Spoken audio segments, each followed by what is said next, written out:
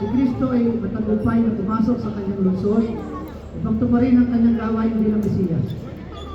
Pagkasakit, namatay at muling mabuhay para sa ating kaligtasan. Taimtim natin sa liwain, sa alaala, ang kanyang paggali ng sarili para sa kapwa. Sundan natin siya na may buhay na pananampalataya. Kaysa niya sa pagdulo sa krus, tayo daw ay makahati niya sa kanyang pananay sa kamatayan at sa kanyang bagong buhay. Palaspas na mga palaspas. Inunayway po ninyo ang mga palaspas. Ang manaming makapangyarihan, patalabin mo ang pananampalataya ng mga nananalig sa iyo. At ang mga kahilingan namin ay paundakan mo. Pag kami may mga sanga ng palaspas, bilang banal sa ilalim pagupay ni Kristo, ay mamunga para sa iyo. Sa pakikisanan sa kanyang mabuting gawain, kaysa ng Espiritu Santo, magpasawalang langgan.